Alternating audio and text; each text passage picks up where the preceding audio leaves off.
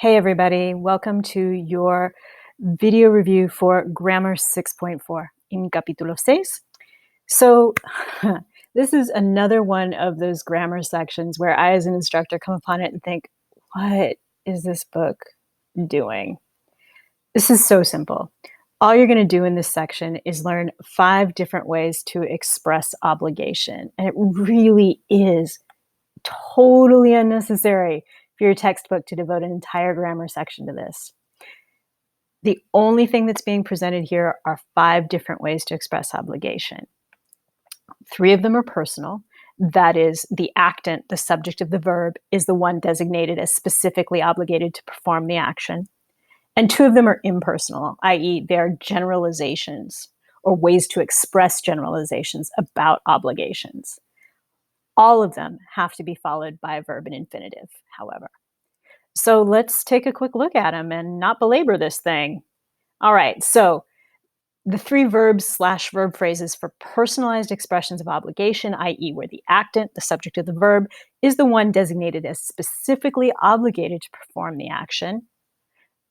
These are tener que, which means to have to, deber, which means to should, it really does, and necesitar, to need to, right? Deber and necesitar are completely regular verbs. Deber is an ER verb, and necesitar is an AR verb, and neither one stem changes. And of course, we already know how to conjugate tener, right? Yo tengo, tú tienes, él tiene, ella and usted, tú. Nosotros tenemos, ellos, ellas, ustedes tienen. We learned that in Spanish 1. You should have it down by now. All right. So how to choose which verb? Well, it just depends on what you intend to convey. If you want to say that someone has to do something, es tener que. If you want to say that someone should do something, it's deber. And if you mean to express that someone needs to do something, it's necesitar. It's no more complicated than that. Remember, though, all 3 of these verbs/verb phrases have to be followed immediately by a verb in infinitive, okay? And notice that, and we'll see this in the generalizations too, that with tener que, this is one of the very, very few times in the language when que is followed by a verb in infinitive instead of a conjugated verb. Truly, all 3 of these new verbs that we're learning here need to be followed by a verb in infinitive. Tener is not new.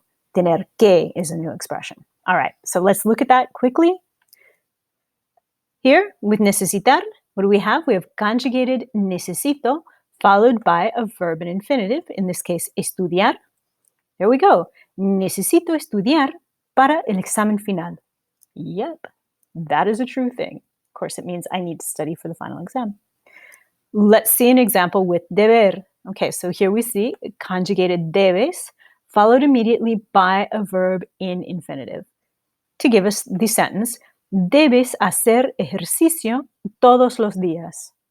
Yeah, you should exercise every day. It's good for you. That's what this is saying.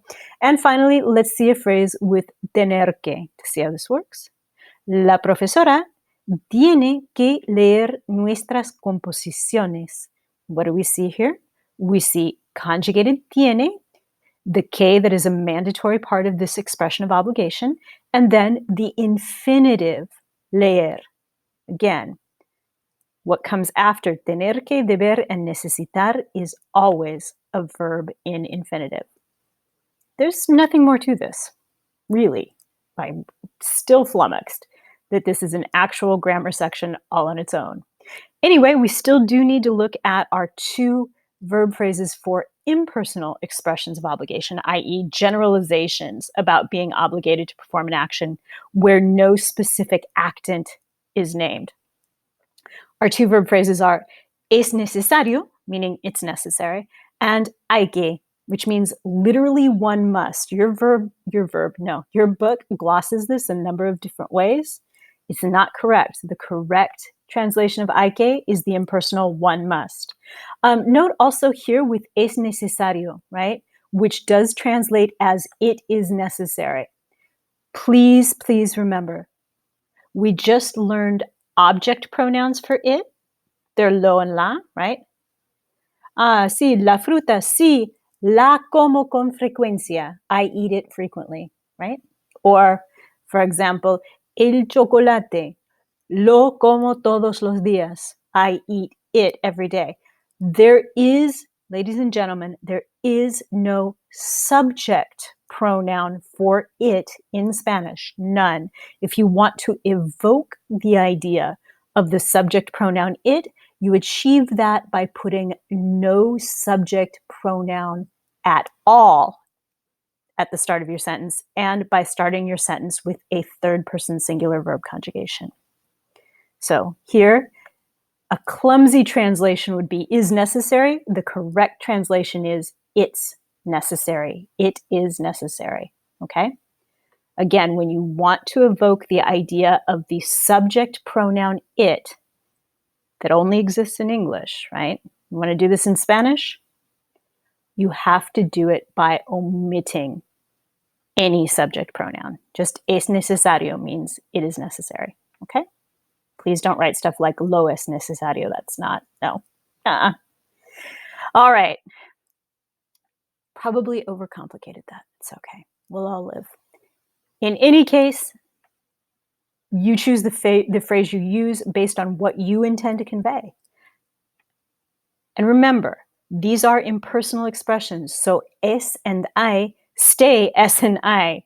You don't change them. There's nobody for you to conjugate them to agree with. They are impersonal. And it's always third person singular that we use for impersonal expressions. All right.